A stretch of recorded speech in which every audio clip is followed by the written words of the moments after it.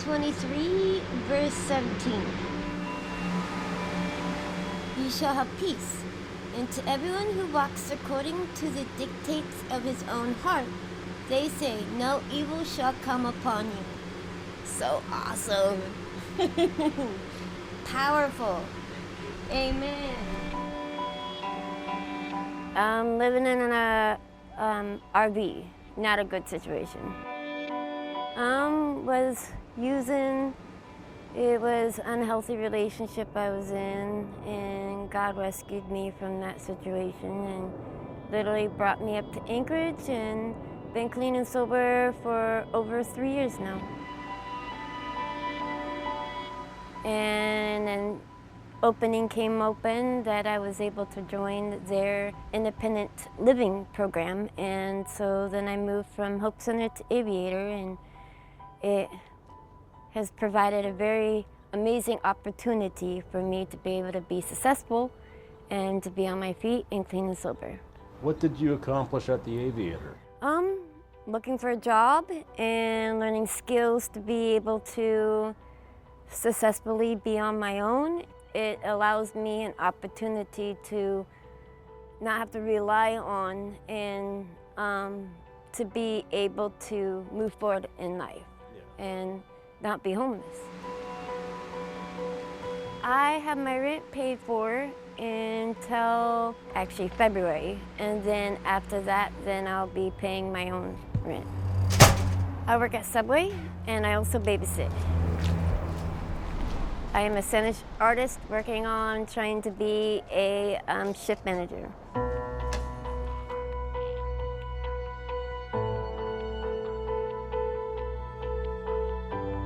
Welcome to our special Seeking Shelter, Seeking Solutions. I'm Rebecca Paulsha. You'll hear more stories from people who were homeless, from leaders of nonprofits who work with the homeless, and from government officials who must find community consensus, as well as the money to pay for the programs that deal with homelessness. Millions and millions of dollars. But you won't hear our voices very much. Those most involved in looking for and finding answers will tell their own stories. Next, in a city where agreement on how best to handle homelessness remains hard to find, the mayor of Anchorage and the head of the Anchorage Coalition to End Homelessness share their visions. And as you will hear, there is a big disagreement over whether your tax money should be used to pay for permanent housing or only for emergency shelter. What is the city's overall vision for homelessness? Our goal, process-wise, is to manage it intensively to the point that the public, the taxpayer, thinks we have solved it. It is not solvable because it's dealing with individuals, and we're not in the people fixing business, but we are in the people protecting business. These people are our neighbors and our friends and our family who are living unsheltered. They need to get back to being productive and making their own decisions for themselves. I have always wanted just that first place that they go to where they can start that navigation process. What is the goal, though? I mean, do you have a goal of permanent housing for the homeless? It's not housing first. Housing means a lot of different things, and a shelter is housing. They may need just a little help with the rent. They may have a job. They may have a car. They just can't afford rent, which is becoming more and more problematic in our city. Some of them, it's a whole spectrum. This notion, I hear it all the time, it's apolitical. This notion that everyone is the same in the homeless world. They're not. They're unique individuals. They have a unique set of problems, and our job is to see where we can assist. I think the taxpayer should only be involved in the sheltering process because it's a public safety issue. You know, if you freeze to death on the street, that's a public safety issue. A shelter keeps them from doing it. Now, all the hotel conversions and the housing, the nonprofits are taking care of that, and they should. I don't want to be part of that. I don't think the taxpayer should be a part of that. We are the convener of all the nonprofits and service agencies working in conjunction with the municipality, nonprofits, our partners, federal partners at HUD, to really make sure that we are focused on the solution, which is permanent housing, and breaking down the barriers to creating permanent housing. Permanent housing is a place someone has usually with a lease, or that they own, or that they know that they can stay with no end date in sight. The mayor says that he thinks that public dollars should only be spent on shelters and it shouldn't be spent on permanent housing. He doesn't feel like the taxpayer should have to foot the bill to house the homeless. Well, if you only spend public dollars on shelter, you are spending it on a response but not a solution. So the people who take advantage of shelter, unless you're requiring that shelter to be housing focused and providing some other resources to move people to housing, you're just going to continually put money into those operations. And if we talk about kind of the operational cost, shelter is at least $100 a day per person. So that's a very expensive response. Should we be creating a shelter space? Yes, we should. We talked about that. But I think the taxpayer at large is kind of tired of what's going on. I'm really tired.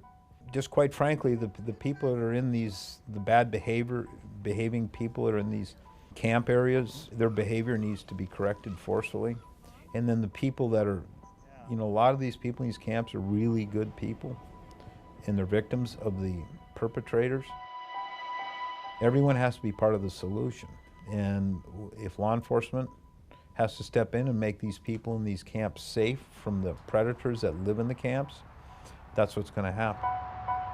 So on a yearly basis, about 11,000 people touch the homelessness prevention and response system. Less than 50% of those spend a night in emergency shelter, meaning they are able to maintain or be rehoused very, very rapidly. And we know less than 5 to 7% are unsheltered. So really, the problem everyone talks about, which is the people who are unsheltered, is such a small portion of the people we actually serve.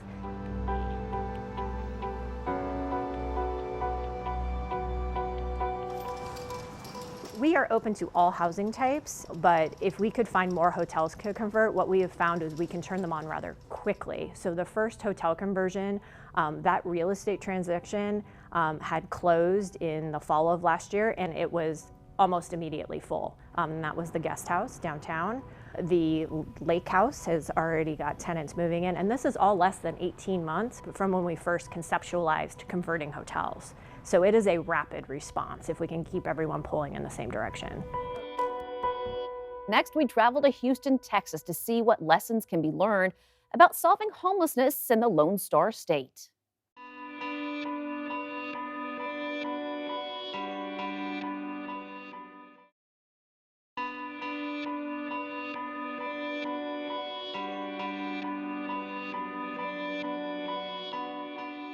While Anchorage officials and leaders of nonprofits spar over the appropriate focus of government policy, officials and dozens of community partners in Houston, Texas work together on a single, clear goal, using public money to move homeless people into permanent housing and supporting those people with needed services.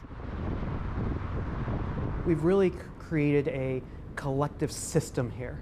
We don't like to always talk about collaboration because that can be a loaded term. When I ask one executive director if they collaborate with another, they'll say, sure. We say, well, tell us about that. And they'll explain, well, they go to lunch with the other executive director every other month, and during the holidays, they do a sock drive. What we're talking about here is collective impact, where the day-to-day efforts and resources are intertwined and coordinated to maximize impact.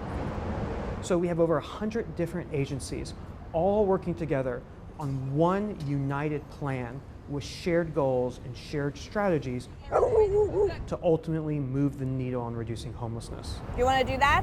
The second reason we've been able to have success in Houston is because we are housing-based. We are not a shelter-based system, we're a housing-based system. We have limited funds for a major problem out there. So where can we invest those dollars to get the biggest return for that investment? And the data shows it's housing. And so we have gone all in on housing with services, and because of that, we're able to finally reduce homelessness after decades of increases. My name is John Nichols. I've been living here in this particular apartment now for about 7 years.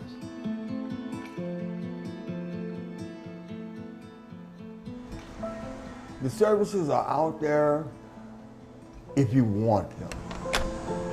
You know, they offer the services, and it's up to the individual how bad they want it.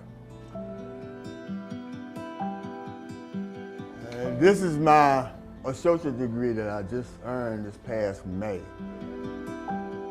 With the benefits that I get, I'm able to pay my bills, my utilities, and my insurance on my kids. But I usually get up in the morning and take me a walk around as exercise, and I stop and speak. And the kids, they know me as Mr. John. And when I'm doing my grocery shopping, get them all together and cut it up and share it with them. And then I give them a little pep talk, you know? Very grateful for what I have now compared to the things I've experienced in life. That's your continued blessing to be upon us all. Yeah, and then getting to the point of the age that I'm at, yeah, you have to be grateful.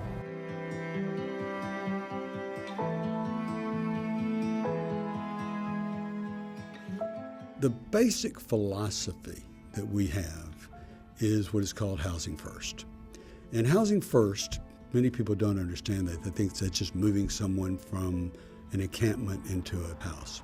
It's really much more than that. And it's part of that success that we have a tripod of effort for someone to have housing. It first means a real housing unit. Normally an apartment with a lock and a key and a lease in the person's name. Air conditioning, heating, a refrigerator, cooking area, bedroom. A place where someone can live long after they overcome the trauma of being homeless. The second part is subsidy for that unit. I don't think I'd be alive if I didn't get into a place.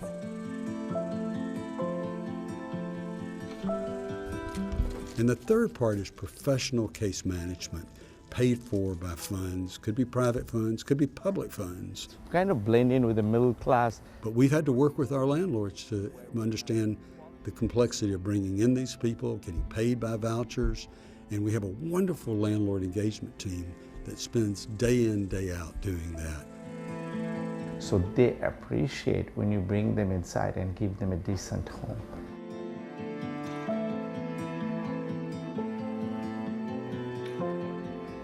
Most of them don't have much. They come with nothing. And if you know, some people just come up with what they have in their hand, and then the coalition gives them furniture. The quality of the furniture gives them to live or want to live better. So they have things that they never had. So they take care of them, they treasure them because that's all they have. They pay full rent, they don't get any subsidized, they don't pay any less. Are all 40 of these people taking care of their properties pretty well? I would say so. I mean, there might be some one or two exceptions, but that's the same thing with any other businesses, right? You wouldn't have a perfect world. And I think that's the first thing I have heard from my tenants that are homeless, that when they see that they're being treated just like other tenants who are paying from their pocket, gives them the self-esteem that they need.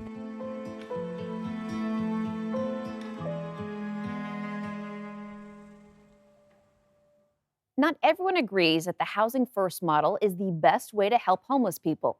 When we return, an Anchorage group that practices what you might call a fixing the person first model.